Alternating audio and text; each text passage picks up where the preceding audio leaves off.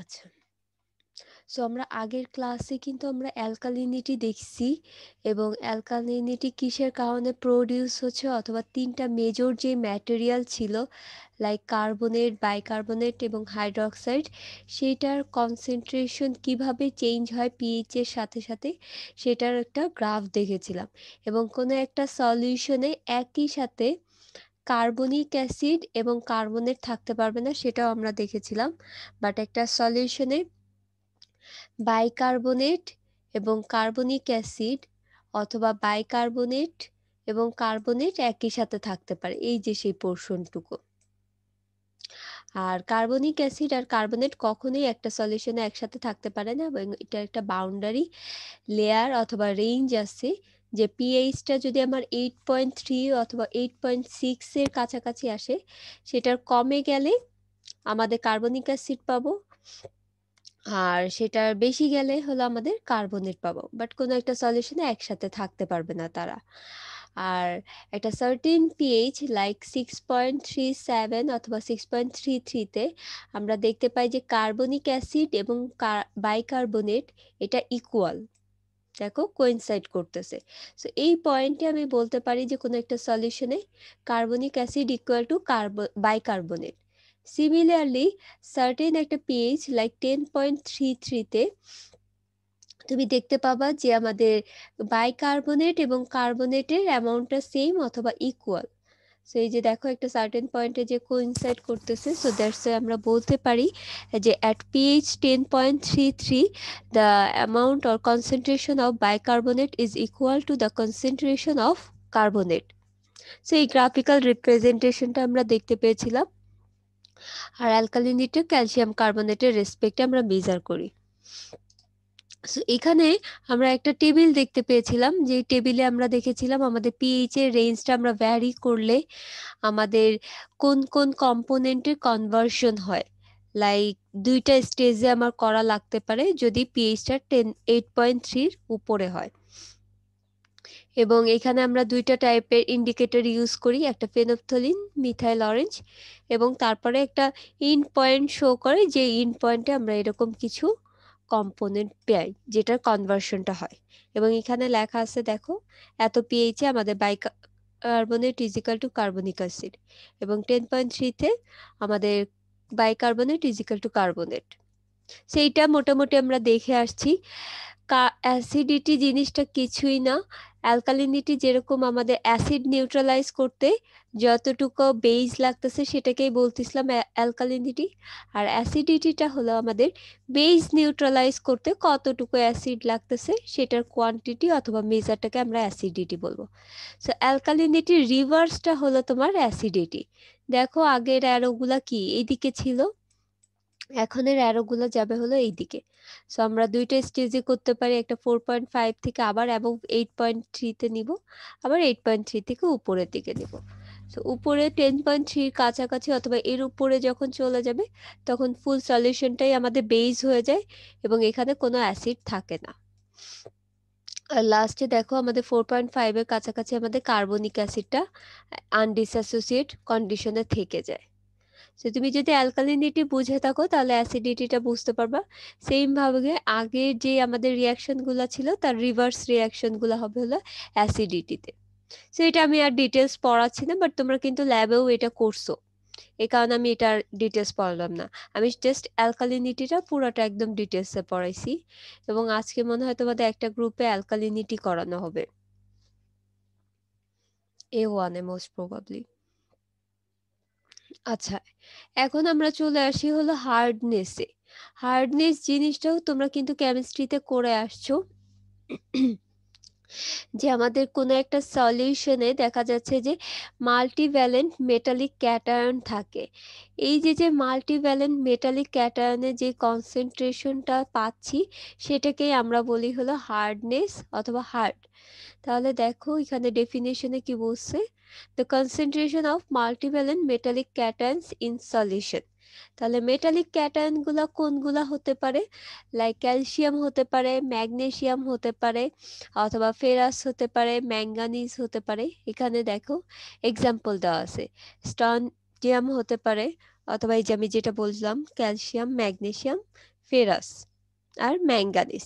তো এই যদি ক্যাটায়নগুলো থাকে কোনো একটা ওয়াটারে, সেটা কনসেন্ট্রেশনকে আমরা ক্যালসিয়াম কার্বনেটের রেসপেক্টে মেজার করি, যে কতটুকু আমাদের ক্যালসিয়াম আছে অথবা কতটুকু ম্যাগনেসিয়াম আছে।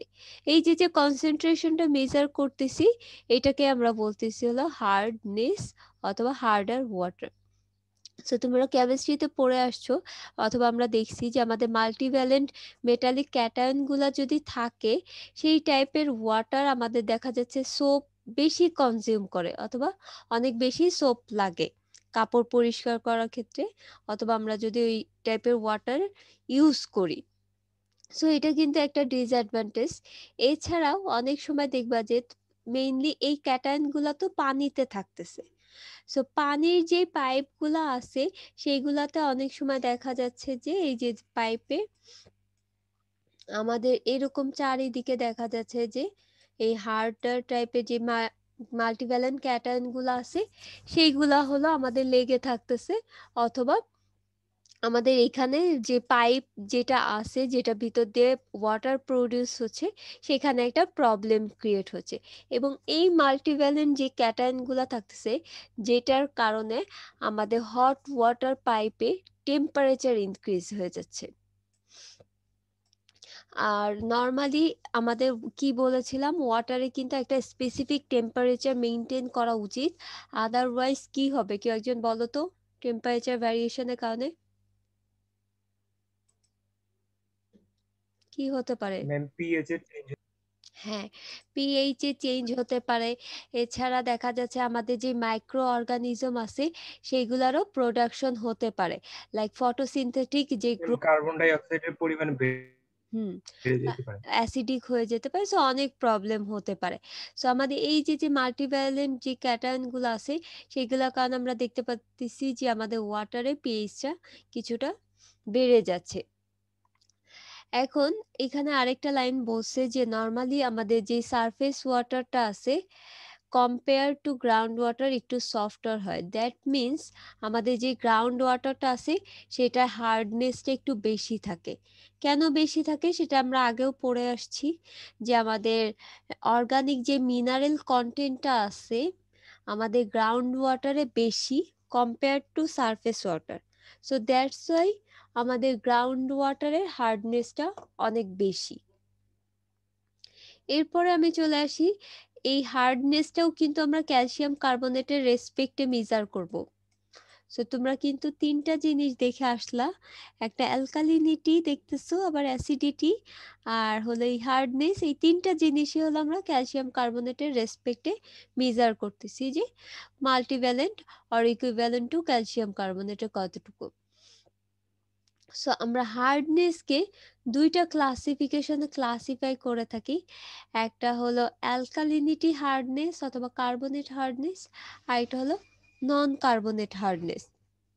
সো কার্বনেট হার্ডনেসটা কি, আমাদের দেখা যাচ্ছে যে দেখো এখানে এই হার্ডনেসটা ইকুইভ্যালেন্ট টু অ্যালকালিনিটি এবং caused by carbonate and bicarbonate of calcium এবং ম্যাগনেসিয়াম। তার মানে হলো কার্বনেট হার্ডনেস দ্বারা তুমি বুঝতেই পারতেছো যে কার্বনেট প্রডিউস করবে। এখন কোন ম্যাটেরিয়ালের কার্বনেট অথবা কোন মাল্টিভ্যালেন্ট ক্যাটায়নের কার্বনেটটা হবে, সেটা হলো ক্যালসিয়াম এবং ম্যাগনেসিয়াম। এই দুইটার কার্বনেট থেকে আমরা যেই হার্ডনেসটা পাবো সেটাকে আমরা বলি হলো কার্বনেট হার্ডনেস অথবা অ্যালকালিনিটি হার্ডনেস। এবং এই হার্ডনেসটা দেখা যাচ্ছে কিছুটা টেম্পোরারি। আমরা যখন ওয়াটার বয়েল করব দেখা যাচ্ছে তখন কিন্তু ক্যালসিয়াম কার্বনেট এটা ভেঙে যাবে, ভেঙে ক্যালসিয়াম এবং কার্বনেট প্রডিউস হবে। সিমিলারলি ম্যাগনেসিয়াম কার্বনেটও যখন আমি ওয়াটারকে বয়েল করব তখন কিন্তু আর এই কম্পোনেন্ট অথবা ম্যাটেরিয়ালটা থাকবে না। দ্যাটস ওয়াই আমি এই টাইপের হার্ডনেসকে টেম্পোরারি হার্ডনেস বলতেছি। আর নন যে কার্বনেট হার্ডনেসগুলো আছে সেগুলা দেখা যাচ্ছে যে আমাদের যদি সোডিয়াম অথবা সেই ম্যাঙ্গানিজ যদি থাকে তখন ওই টাইপের হার্ডনেসকে আমরা বলি হলো আমাদের নন কার্বনেট হার্ডনেস। এবং এই যে হার্ডনেসটা প্রডিউস হচ্ছে এটা কিছুটা পার্মানেন্ট। সো তোমাদের অনেক সময় কোয়েশ্চেন আসে যে what you mean by permanent hardness, অথবা কোন ম্যাটেরিয়ালগুলা, how permanent hardness is produced, অথবা তুমি কিভাবে টেম্পোরারি হার্ডনেস রিমুভ করতে পারো। সো এই জিনিসগুলো কিন্তু আসে। এরপরে দেখো তোমার আরেকটা ক্লাসিফিকেশন করছে আমাদের ওয়াটারে যদি হার্ডনেসের ভ্যালুটা এত থেকে এত রেঞ্জ হয়, সো আমরা এই 4টা ক্লাসিফিকেশনে ক্লাসিফাই করতে পারি। আর সিগনিফিকেন্স তো আমি তোমাদেরকে বলেই আসলাম, লাইক আমাদের সোপ কনজাম্পশনটা অনেক বেশি হয়, আবার স্কিন ডিজিজও হতে পারে। তারপর বয়লার যে স্কেলটা যেটা আমাদের পাইপলাইনে, যেটা আমি বললাম, সেটার কারণে দেখা যাচ্ছে আমাদের অনেক বেশি ইকোনমিক্যাল লস হচ্ছে, কারণ আমাদের ওয়াটারটাকে বয়েল বেশি করতে হচ্ছে, এবং এই বয়েল করার জন্য আমাদের ফুয়েল লাগতেছে। সো আমাদের একটা ইকোনমিক্যাল লস হচ্ছে। তাহলে মোটামুটি আমি হার্ডনেসটা বুঝতে পারছি। আমি তোমাদেরকে আরেকটু জিনিস দেখাই, এটা তোমরা ম্যাটেরিয়ালেও দেখতে পারবা। এই যে দেখো, তোমাদের ম্যাটেরিয়ালে থাকার কথা। আমি টাইপটা একটু আরেকটু ইলাবোরেটলি বলতেছি।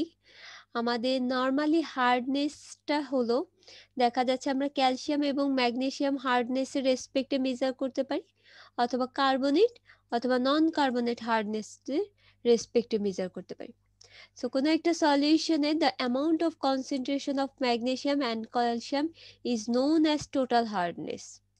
তাহলে টোটাল হার্ডনেস আমরা কি বলতে পারি? ক্যালসিয়াম এবং ম্যাগনেসিয়ামের কারণে যে হার্ডনেসটা প্রডিউস হচ্ছে, সেটাকে আমরা বলি হলো টোটাল হার্ডনেস। সো এখন এই টোটাল হার্ডনেস বের করার ক্ষেত্রে আমরা দেখতে পারি আমাদের তাহলে ক্যালসিয়াম হার্ডনেস আর ম্যাগনেসিয়াম হার্ডনেসটা জানতে হবে। সো ম্যাগনেসিয়াম হার্ডনেসটা আমরা বের করতে পারি একটা কেমিক্যাল যে অ্যানালাইসিস আছে সেখান থেকে, যে আমাদের একটা কেমিক্যাল রিয়াকশন কমপ্লিট হতে কতটুকু ম্যাগনেসিয়াম লাগতেছে, সেখান থেকে আমরা জানতে পারি। সো ম্যাগনেসিয়াম হার্ডনেসটা তুমি যদি জানো, এবং কোনো একটা সলিউশনের যদি টোটাল হার্ডনেস জানো, সেখান থেকে ক্যালসিয়ামের হার্ডনেসটা তুমি বের করে নিতে পারবা। তাহলে ক্যালসিয়ামের হার্ডনেসটা কি হবে?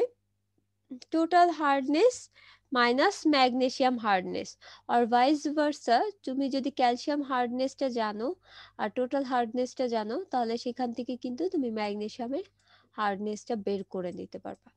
সো এটা বলার একটা রিজন আছে, আমি তোমাদের কিন্তু ম্যাথ দেখাচ্ছি না, বাট পরীক্ষায় তোমাদের কিন্তু ম্যাথ আসতে পারে। কিরকম ম্যাথ আসতে পারে?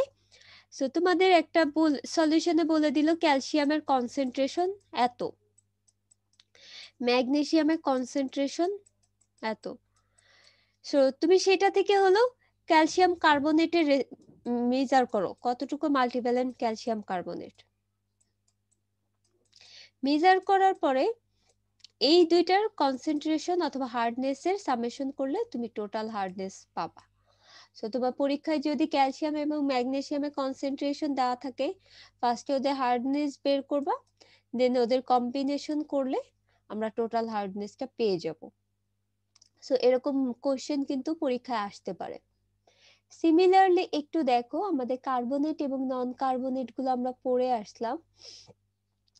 আমাদের টোটাল হার্ডনেসটাও কিছুটা সিমিলার টাইপের। Total hardness is equal to, আমরা বলতে পারি যে আমাদের কার্বনেট হার্ডনেস,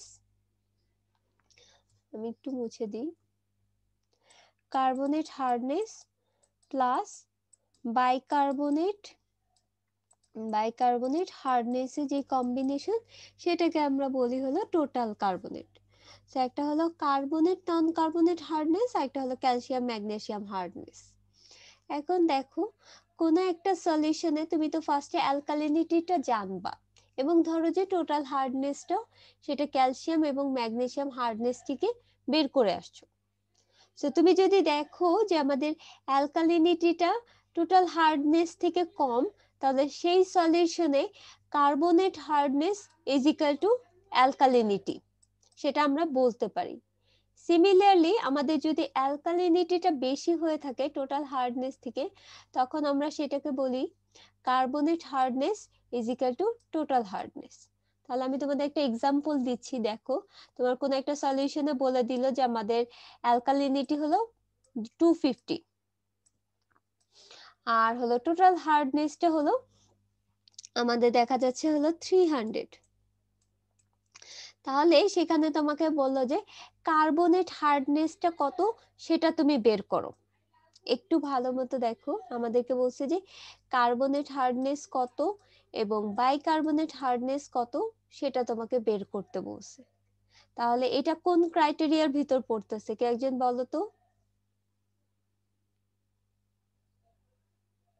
আমার কোশ্চেনটা কি বুঝতে পেরেছো?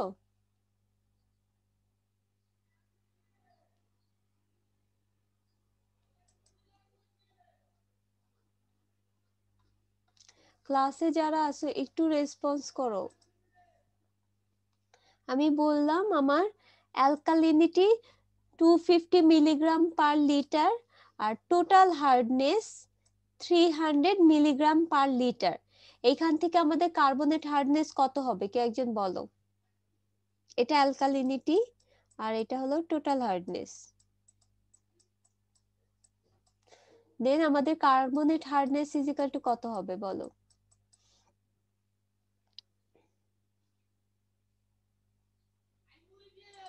বলো। 50। আচ্ছা, কার্বনেট হার্ডনেস 50। একটু দেখো তো আগে কোন ক্রাইটেরিয়ার ভিতর পড়তেছে সেটা বলো।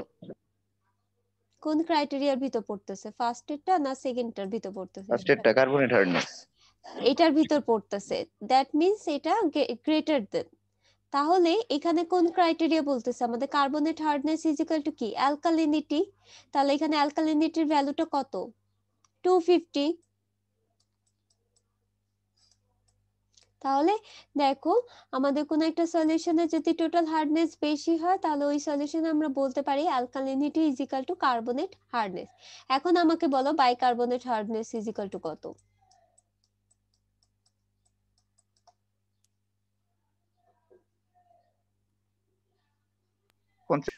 50। কারণ হলো আমরা total hardness is equal to কি জানি, কার্বনেট এবং বাইকার্বনেট। এটা যদি 250 হয়, এটা যদি 300 হয়, তাহলে অবভিয়াসলি এটা কি হবে, 50 হবে। সো তোমার এরকম টাইপের কিন্তু ম্যাথ আসতে পারে, যে কোনো একটা সলিউশনে দেখবা যে অ্যালকালিনিটি হার্ডনেস এর ভ্যালু দেওয়া আছে, সেখান থেকে তোমার কার্বনেট এবং বাইকার্বনেটের অ্যামাউন্ট বের করতে হবে। তাহলে এরকম ম্যাথ আসলে কি আমরা কি করতে পারবো বলো তো? ম্যাথ আসলে কি পারা যাবে এরকম? আমি কিন্তু ম্যাথ গুলা কিন্তু জাস্ট তোমাদের বলে দিচ্ছি, অথবা প্যাটার্ন গুলা বলে দিচ্ছি যে আসলে এরকম আসতে পারে।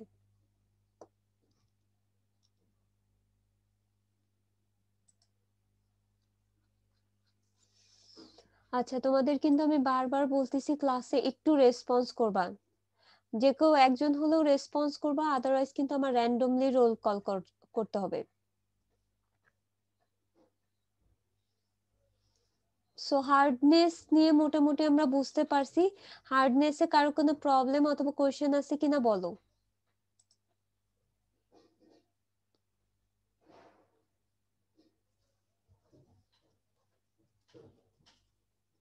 রোল 50। রাফাত, তুমি কথা শুনতে পাচ্ছ?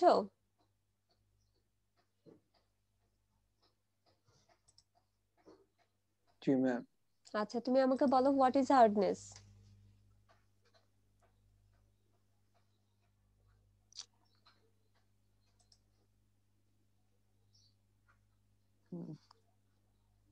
তুমি ক্লাসে ছিলা? ম্যাম ছিলাম। আচ্ছা, তাহলে বলতে পারার কথা হোয়াট ইজ হার্ডনেস।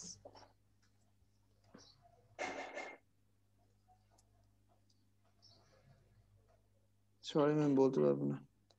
আচ্ছা, 35। Shariar Mostafa?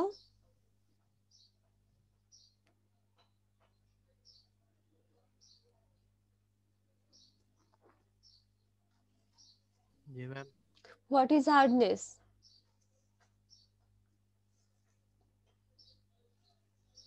Organic material, organic পানিতে অর্গানিক যেগুলা দ্রবীভূত অর্গানিক ম্যাটেরিয়াল। অর্গানিক ম্যাটেরিয়ালকে আমরা হার্ডনেস বলি? আচ্ছা ঠিক আছে, হার্ডনেস কয় টাইপের এটা বলো তাহলে। আচ্ছা, কয় টাইপের আগে এটা বলো যে কি কি অর্গানিক ম্যাটেরিয়াল, অথবা কোন অর্গানিক ম্যাটেরিয়াল থাকলে আমরা ওটাকে বলি হার্ডনেস। মাইক্রোবায়োলজিক্যাল। তুমি ক্লাসে ছিলা? জি ম্যাম। আচ্ছা, তোমাদের রেসপন্স ভালোই দেখতে পাচ্ছি। ম্যাম তারপর ক্যালসিয়াম ম্যাগনেসিয়ামে বাইকার্বনেট থাকবে, সালফেট থাকবে। এক্স্যাক্টলি, হার্ডনেসটা হলো আমাদের মাল্টিভ্যালেন্ট যে আমাদের ক্যাটায়ন গুলো আছে সেটার কনসেন্ট্রেশনটাকে আমরা বলি হলো হার্ডনেস। এই যে তোমরা ক্লাসে যারা থেকে যে ঘুমাচ্ছ অথবা যাই করতেছো না কেন, একটু কনসেন্ট্রেশন দাও, আদারওয়াইজ আমি কিন্তু এরকম র্যান্ডমলি জিজ্ঞেস করব। তোমাদের কিন্তু কুইজ অথবা ক্লাস পারফরমেন্সের একটা ব্যাপার আছে, লাইক ক্লাস টেস্ট যেটাকে বলা হয়, হোয়াটএভার।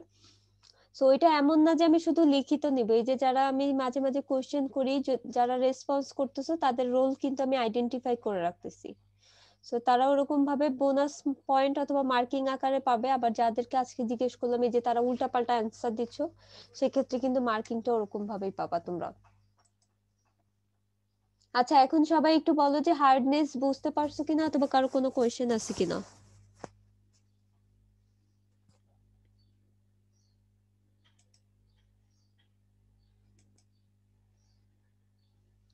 সবাই বুঝতে পারছো?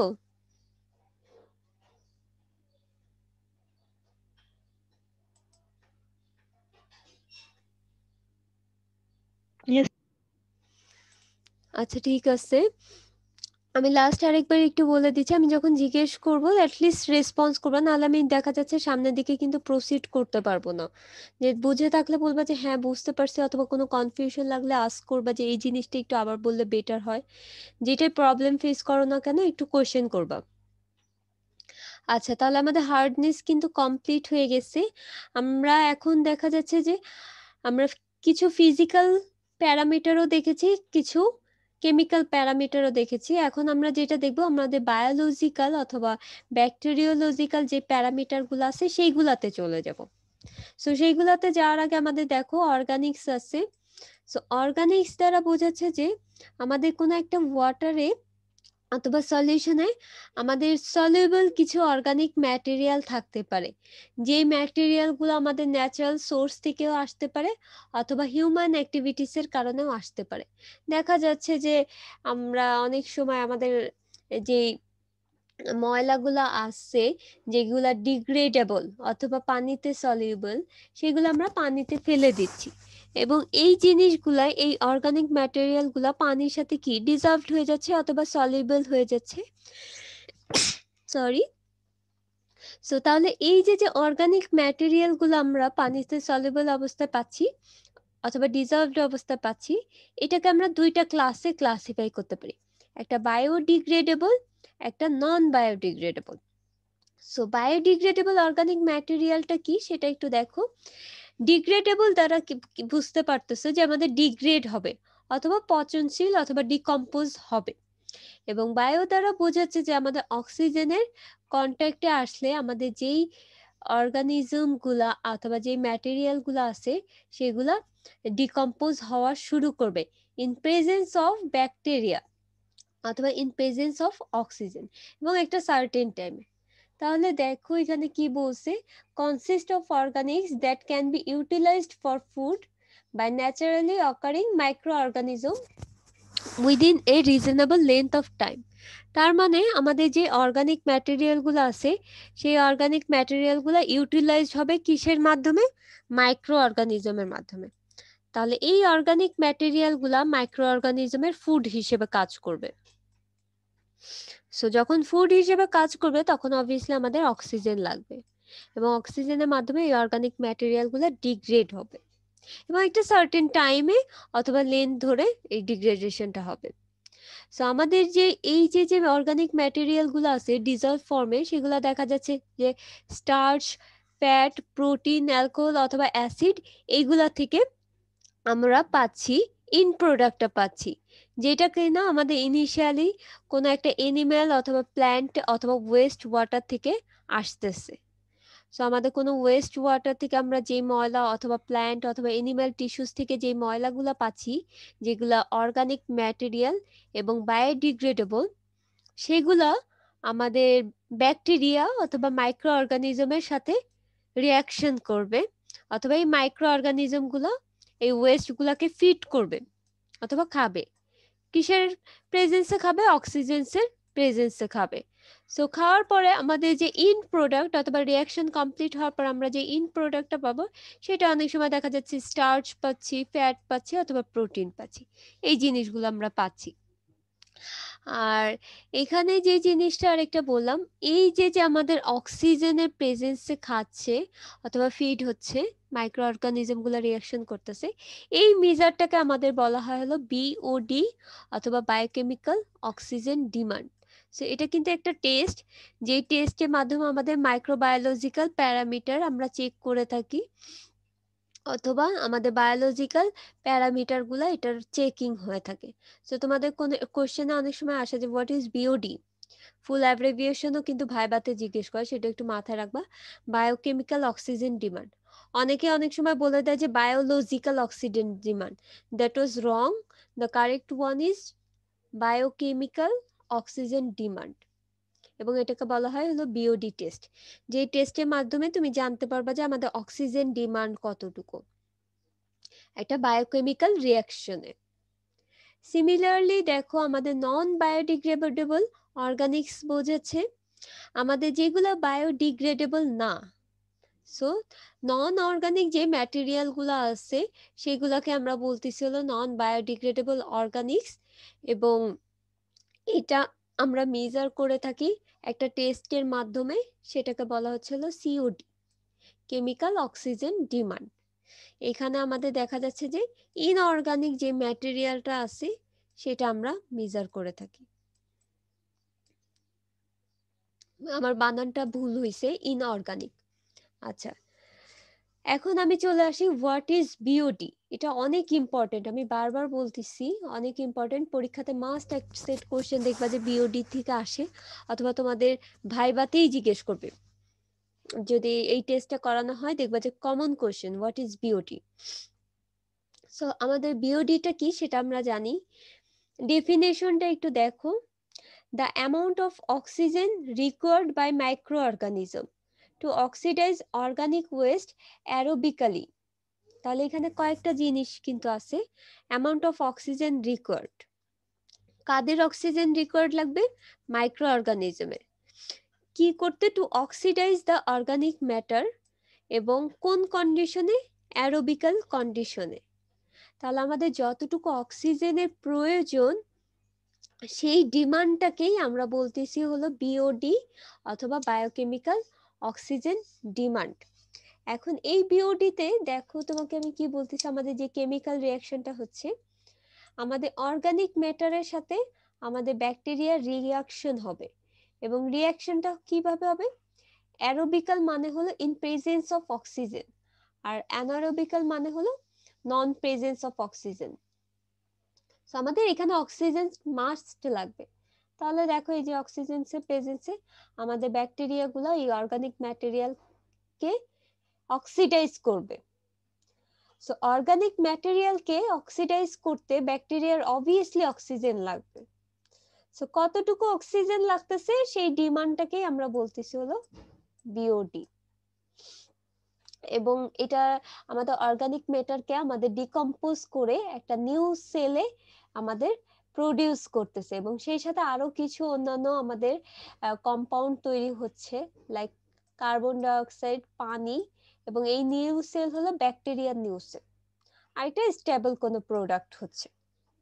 এখানে কার্বন ডাই অক্সাইড ছাড়াও কিনা আমাদের সালফেট, ফসফেট এবং নাইট্রেটও প্রডিউস হতে পারে।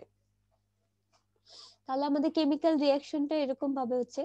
এখন আমাদের যদি অক্সিজেনটা যদি সাফিসিয়েন্ট না থাকে সেই ক্ষেত্রে দেখা যাচ্ছে যে আমাদের ইন্ড প্রোডাক্ট যেটা আছে, ইন্ড প্রোডাক্টে আমাদের অবজেকশনেবল কিছু প্রোডাক্ট প্রডিউস হয়।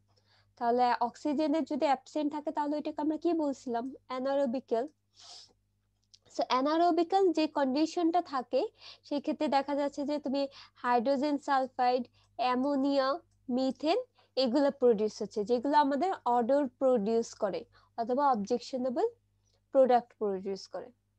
সো আমরা যদি নন অবজেকশনেবল প্রোডাক্ট আমরা প্রডিউস করতে চাই তাহলে অবভিয়াসলি আমাদের সাফিসিয়েন্ট অ্যামাউন্টের অক্সিজেন থাকতে হবে, এবং এই অক্সিজেন্সের প্রেজেন্সে আমাদের ব্যাকটেরিয়াগুলা মাইক্রো অর্গানিজমকে অক্সিডাইজ করবে। তাহলে এতটুকু পোর্শন পর্যন্ত কি তোমরা বুঝতে পারছো হোয়াট ইজ বিওডি?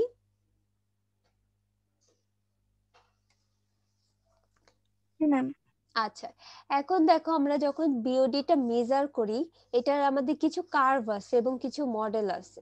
আগে আমি এই মডেলটার কথা অথবা এই গ্রাফটা একটু তোমাদের ডিসকাস করি।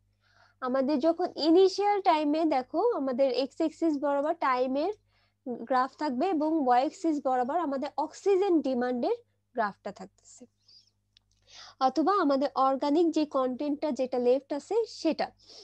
সো ইনিশিয়াল অবস্থাতে আমাদের অর্গানিক কন্টেন্টের অ্যামাউন্টটা কি থাকবে, বেশি থাকবে না কম থাকবে বলো তো? অর্গানিক কন্টেন্ট বেশি থাকবে। বেশি থাকবে, সো আমি ম্যাক্সিমাম পাবো। আস্তে আস্তে সময় যত যাবে আমাদের ব্যাকটেরিয়া গুলা অর্গানিক কন্টেন্টকে অক্সিডাইজ করে নিউ সেলে তৈরি করে নিয়ে আসবে। সো সময় যাওয়ার সাথে সাথে আমাদের অর্গানিক কন্টেন্টের অ্যামাউন্ট কি বাড়বে না কমবে? অর্গানিক কন্টেন্ট কমবে। অক্সিডাইজ হয়ে যাচ্ছে, দ্যাট মিন্স আমাদের কমতে থাকবে। অর্গানিক কন্টেন্ট গুলো কমে যাচ্ছে। এবং এই যে কমাটা সেটা কিন্তু আমাদের এক্সপোনেনশিয়ালি ডিক্রিজ হবে। তো আমাদের ইনিশিয়ালি আমরা ম্যাক্সিমাম পাবো এবং সময় যত যাবে আস্তে আস্তে আমাদের অর্গানিক কন্টেন্ট, এবং এটা হলো আমাদের অর্গানিক কন্টেন্ট অথবা রেসিডিউ, কতটুকু অর্গানিক কন্টেন্ট লেফট থাকতেছে সেটার গ্রাফ, এবং আস্তে আস্তে সেটা আমরা কম পাচ্ছি। তাহলে এই গ্রাফটা আমরা বুঝতে পারছি যে টাইম বাড়ার সাথে সাথে আমাদের যেহেতু অর্গানিক কন্টেন্ট কমতেছে, দ্যাটস ওয়াই কার্ভটা আমাদের এক্সপোনেনশিয়ালি ডিক্রিজ হচ্ছে। এরপরে দেখো বিওডিটা কি ছিল, আমাদের অক্সিজেন ডিমান্ড। বিওডি মানেই হলো আমাদের অক্সিজেন ডিমান্ড। সো ইনিশিয়ালি তোমার কোনো অক্সিজেন ডিমান্ড লাগতেছে না, দ্যাট মিন্স ব্যাকটেরিয়া কোনো কিছু আমাদের অক্সিডাইজ করতেছে না। সো আস্তে আস্তে সময় যত বাড়বে আমাদের অক্সিজেন ডিমান্ডটা কি বাড়বে না কমবে? একটু দেখো, আমাদের এখানে ধরে নাও যে ওয়েস্ট আমাদের অক্সিজেন আছে হলো 5 মলিকুল, আমি অ্যামাউন্ট বলতেছি 5 মলিকুল। সো এই 5 মলিকুল আমাদের যে ব্যাকটেরিয়া গুলা ছিল সেটা হলো অক্সিডাইজ করে ফেলছে, এবং আস্তে আস্তে তাহলে কি এই অক্সিজেনের অ্যামাউন্টটা কি কমে যাচ্ছে। অক্সিজেনের অ্যামাউন্টটা কমে গেলে আমাদের ব্যাকটেরিয়ার কি ডিমান্ড কি বাড়বে না কমবে? অক্সিজেনের অ্যামাউন্ট করে যাচ্ছে, তাহলে ব্যাকটেরিয়ার ডিমান্ড, অক্সিজেনের যে ডিমান্ডটা আছে সেটা কি বাড়বে না কমবে? কমবে। একটু দেখো, অক্সিজেন কমে যাচ্ছে, বাট আমার তো মেইনলি রিঅ্যাকশন করার জন্য কি অক্সিজেন লাগবে না? ডিমান্ড মানে কি এটার একটা ডিজায়ার অথবা চাহিদা। এখন আমার অক্সিজেন আর রিঅ্যাকশন করে বাড়বে। ফেলতেছে, তার মানে আমার চাহিদা কিন্তু আস্তে আস্তে আরো বাড়তেছে, ব্যাকটেরিয়ার আরো অক্সিজেন লাগবে। আর এই অক্সিজেনের যে চাহিদা অথবা ডিমান্ডটা সেটাকেই তো আমরা বলতেছি হলো বিওডি, যে কতটুকু ডিমান্ড অথবা কতটুকু চাহিদা আছে ব্যাকটেরিয়ার অক্সিজেনের। তাহলে দেখো অর্গানিক কন্টেন্ট যত কমতেছে আমাদের অক্সিজেন ডিমান্ড তত আস্তে আস্তে বাড়তেছে, এবং এই কার্ভটা হলো আমাদের এক্সপোনেনশিয়ালি বাড়তেছে এবং সার্টেন একটা রেঞ্জে যে সেটা প্যারালাল হয়ে যাচ্ছে। কেন প্যারালাল হয়ে যাচ্ছে? কারণ তোমার দেখা যাচ্ছে যে 5টা ব্যাকটেরিয়া ছিল, আমি কিন্তু একটা র্যান্ডম ভ্যালু দিয়ে বলতেছি 5টা ব্যাকটেরিয়া। সো যখন আমাদের 5টা ব্যাকটেরিয়া এই যে অক্সিডাইজ করে নিউট্রাল হয়ে যাবে, সো সার্টেন টাইমে যে কিন্তু আমাদের প্রত্যেকটা জিনিসের একটা ডিমান্ড কিন্তু ম্যাক্সিমাম একটা পিক পয়েন্টে থাকে, যে এই ব্যাকটেরিয়া এর বেশি আর অক্সিজেন নিতে পারবে না। একটা কিন্তু রেঞ্জ অথবা লেভেল থাকে অথবা ম্যাক্সিমাম পিক পয়েন্ট থাকে যেখানে যে আমরা ডিমান্ডটা অথবা অক্সিজেন ডিমান্ডটা ম্যাক্সিমাম পাবো, এই কারণে যে এটা প্যারালাল হয়ে যায় একটা সার্টেন লেভেলে যে। তাহলে এই গ্রাফটা থেকে আমরা বুঝতে পারলাম যে আমাদের টাইম বাড়ার সাথে সাথে আমাদের অর্গানিক কন্টেন্ট কমতে থাকে বাট অক্সিজেন ডিমান্ড বাড়তে থাকে, কারণ হলো ব্যাকটেরিয়ার আরো অক্সিজেন প্রয়োজন পড়ে অথবা চাহিদার দরকার পড়ে। তাহলে এই ছিল মোটামুটি গ্রাফটা, আমরা গ্রাফটা বুঝতে পারছি, এবং এই গ্রাফের রেসপেক্টে হলো আমরা একটা মডেল দাঁড় করাইছি। এই মডেলটা হয়তো আমি তোমাদেরকে আজকে পড়াবো না, আমরা নেক্সট ক্লাসে পড়বো। তাহলে বিওডিটা কি ছিল? আমাদের অক্সিজেন ডিমান্ড অথবা কতটুকু অক্সিজেন লাগে। এখন আমরা এই যে বিওডিটা যখন মেজার করি সেটা হলো আমরা 5 ডেজ পিরিয়ডে মেজার করি। তার মানে 5 ডেজ পিরিয়ডে কিভাবে মেজার করি? আমরা কোন একটা স্যাম্পল নিলাম, স্যাম্পল নিয়ে এটা দেখলাম যে আমাদের ডিজলভ অক্সিজেনের অ্যামাউন্টটা কত সেটা মেজার করলাম টেস্ট করে, অথবা কোনো একটা ইনস্ট্রুমেন্ট দিয়ে আমরা চেক করলাম। এরপরে সেটাকে আমরা হয় রেফ্রিজারেটর অথবা ইনকিউবেটরে আমরা রেখে দিই 5 দিনের জন্য, এবং এমন ভাবে রাখতে হবে যেটা কোনো লাইটের কন্ট্যাক্টে না আসে, এবং এখানে যে আমাদের স্টপার যেটা আছে সেটা ভালোভাবে লাগায় রাখতে হবে। কেন লাইটের কন্ট্যাক্টে আনা যাবে না? কারণ লাইটের কন্ট্যাক্টে যদি আমি আনি, আমাদের লাইট থেকে যে অক্সিজেনটা আসবে সেটা আমাদের ফটোসিনথেসিসে আবার হেল্প করবে, এবং যে ফটোসিনথেসিসের কারণে আমাদের দেখা যাচ্ছে অনেক অ্যালগাই প্রোডিউস হওয়ার একটা সম্ভাবনা থাকে। সো আমাদের স্যাম্পল বোতলটাকে অবভিয়াসলি লাইট থেকে ডিটাচ রাখতে হবে। এরপরে আমরা 5 ডেজে আমাদের ডিজলভ অক্সিজেনের অ্যামাউন্টটা কত সেটা আমরা মেজার করি। এখন ইনিশিয়ালি আমরা একটা পেলাম, ইনিশিয়ালি দেখবে যে তোমার ডিজলভ অক্সিজেনের অ্যামাউন্টটা অনেক বেশি, এবং আস্তে আস্তে যখন টাইম যত যাবে এবং ডিজলভ অক্সিজেনের অ্যামাউন্টটা কমে যাচ্ছে, কারণ ব্যাকটেরিয়া ওইগুলা অক্সিডাইজ করে ফেলতেছে। এই যে এই দুইটা ডিফারেন্স, এই ডিফারেন্সটাকে আমরা বলি হলো বিওডি 5। যেহেতু আমরা 5 ডেজে মেজার করতেছি, দ্যাটস ওয়াই এখানে আমরা বিওডি 5 লিখতেছি। এখন কোশ্চেন আসে যে কেন 5 ডেজে মেজার করা হয়? সো 5 ডেজে মেজার করার রিজনটা হলো এই যে দেখো আমাদের আলটিমেট যে বিওডি ক্যাপাসিটিটা আছে সেটা আমাদের দেখা যাচ্ছে 3 থেকে 5 ডেজে আমরা আলটিমেটটা পেয়ে যাই। যে আমাদের ব্যাকটেরিয়ার কতটুকু আলটিমেট ডিমান্ড, অক্সিজেনের আলটিমেট ডিমান্ড কতটুকু প্রয়োজন সেটা আমরা 3 থেকে 5 ডেজেই ভিতরে পেয়ে যাই যে হ্যাঁ এতটুকু আলটিমেট প্রয়োজন। দ্যাটস ওয়াই আমরা 5 ডেজে মেজার করি। এই কোশ্চেনটা তোমাদের মাস্ট করে যে কেন 5 ডেজে আমরা মেজার করি বিওডিটা, why BOD is measured at 5 days।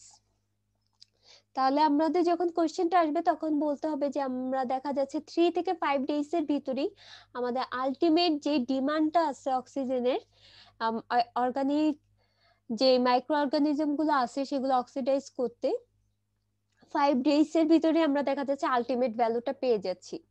So that's why আমরা 5 ডেজ এ মেজার করি। তাহলে বিওডির আমাদের ফর্মুলাটা কি হবে? Initial dissolved oxygen minus final dissolved oxygen. তাহলে 5 ডেজে কতটুকু ডিজলভ অক্সিজেন প্রয়োজন সেটা আমরা পেয়ে যাব। অনেক সময় এখানে দেখো ডাইলিউশন একটা ফ্যাক্টর দ্বারা মাল্টিপ্লাই করা হয়েছে।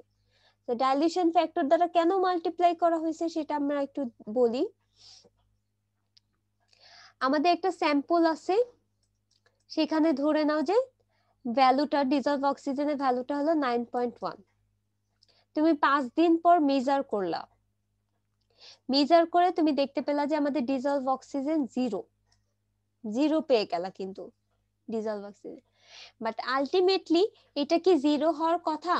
0 হওয়ার কথা না, কিন্তু আমাদের আরো ব্যাকটেরিয়া আছে যে ব্যাকটেরিয়া গুলা আমাদের আরো অক্সিডাইজ করতে পারবে। সো আমাদের স্যাম্পলটাকে কি করতে হবে? ডাইলিউশন করতে হবে। ডাইলিউশন করলে দেখা যাচ্ছে যে আমাদের যে 5 ডেজ এর যে ডিজলভ অক্সিজেনটা সেটা 0 হবে না। সো এই কারণে আমরা ডাইলিউশন করব এবং একটা ডাইলিউশন ফ্যাক্টর পাবো, যেটাকে আমরা হলো ইনিশিয়াল এবং ফাইনাল যে ডিজলভ অক্সিজেন আছে সেটা ডিফারেন্সকে মাল্টিপ্লাই করব। তো এটা তখন করা হয় যখন আমরা দেখতে পাচ্ছি যে আমাদের ফাইনাল যে রিডিংটা সেটা 0 হয়ে যাচ্ছে। তার মানে এখানে কিন্তু আরো মাইক্রো অর্গানিজম আছে যেগুলো অক্সিডাইজ করতে পারবে অথবা ডিজলভ করতে পারবে। সো আমাদের কিন্তু আরো অক্সিজেনের প্রয়োজন পড়বে। বাট আলটিমেটলি যেহেতু আমাদের স্যাম্পল অক্সিজেন শেষ হয়ে গেছে, দ্যাটস ওয়াই এখানে 0 হয়ে যাচ্ছে। সো অনেক তোমাদের কিন্তু কোশ্চেন করা হয় যে ডাইলিউশন কেন করা হয় অথবা কেন ডাইলিউশন ফ্যাক্টর দ্বারা আমরা মাল্টিপ্লাই করি, তখন তুমি জাস্ট এরকম এক্সাম্পল দিয়ে বলবা যে আমাদের ইনিশিয়াল যদি এটা থাকে, ফাইনাল যদি 0 হয়ে যায়, তাহলে কিন্তু আমরা অ্যাকুরেট রেজাল্টটা পাচ্ছি না। আমাদের রিঅ্যাকশন কমপ্লিট হতে আরো কিছু ডিজলভ অক্সিজেনের প্রয়োজন। সো সেই ক্ষেত্রে আমাদের স্যাম্পলটাকে ডাইলিউশন ফ্যাক্টর দ্বারা মাল্টিপ্লাই করে নিতে হয় অথবা ডাইলিউটেড করে নিতে হয়। তাহলে এতটুকু আমরা বুঝতে পারছি মোটামুটি যে আমাদের কেন ডাইলিউশন করা লাগে এবং কেন আমরা মাল্টিপ্লাইং একটা ফ্যাক্টর দ্বারা মাল্টিপ্লাই করতেছি। এতটুকু পোরশন পর্যন্ত কি কারো কোনো কোশ্চেন আছে বলো তো? সবাই বুঝতে পারছে এটুকু? আমি যেই ছোট ছোট কোশ্চেন গুলো বলতেছি এগুলা কিন্তু তোমরা একটু দেখে নিবা, নেটের থেকে হোক অথবা আমার লেকচার দেখে দেখে, নেটের থেকেই তোমরা ভালোভাবে পাবা অ্যাভেলেবেল, যে কেন 5 ডেজে মেজার করি অথবা কেন ডাইলিউশন ফ্যাক্টর দ্বারা আমরা মাল্টিপ্লাই করি। আচ্ছা, এখানে আরেকটা জিনিস আমার একটু মনে পড়ছে, সিডিং। আমাদের দেখা যাচ্ছে যে এটার ভ্যালুটা 9.1 ছিল এবং তুমি 5 ডেজ পরে দেখলা যে 9.1, তাহলে আমাদের বিওডির ভ্যালুটা কত হবে কেউ একজন বলো তো?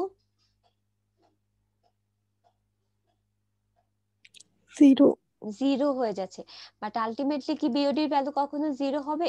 0 হবে না। কিন্তু এটা কি রিপ্রেজেন্ট করতেছে, আমাদের যে ব্যাকটেরিয়া ছিল এখানে অ্যাভেলেবেল কোনো ব্যাকটেরিয়াই নেই, যেটার কারণে হলো আমাদের কোনো অক্সিজেন ডিজলভই হয়নি অথবা কোনো ডিমান্ডেরই প্রয়োজন হয়নি। That's why initial dissolved oxygen এবং ফাইনাল ডিজলভ অক্সিজেনের কোনো ভ্যারিয়েশন আসেনি। সেই ক্ষেত্রে হলো আমাদের সিডিং করা লাগে। সিডিং দ্বারা বোঝাচ্ছে যে আমাদের এখানে যতটুকু ব্যাকটেরিয়া আছে আমরা ব্যাকটেরিয়ার গ্রোথটাকে আরো বাড়াই দিই অথবা ব্যাকটেরিয়ার অ্যামাউন্টটা বাড়াই দিই। এই ফার্স্ট কন্ডিশনে আমরা দেখতে পাচ্ছিলাম যে আমাদের ব্যাকটেরিয়াটা ইনসাফিসিয়েন্ট ছিল, দ্যাটস ওয়াই আমাদের রিঅ্যাকশনই শুরু হয়নি। সো সিডিং এর মাধ্যমে আমরা হলো ব্যাকটেরিয়ার অ্যামাউন্টটা অথবা গ্রোথটা বাড়াই দিই এবং তারপরে হলো রিঅ্যাকশন করি। তাহলে আমরা এই দুইটা জিনিস কিন্তু করতে পারি, একটা হলো সিডিং আর একটা হলো ডাইলিউশন। তো তোমাদের কোশ্চেন আসলে একটু বলতে হবে যে কখন আমরা সিডিং করব আর কখন আমরা ডাইলিউশন করব। তাহলে সিডিং আর ডাইলিউশনটা কি বুঝতে পারছো সবাই?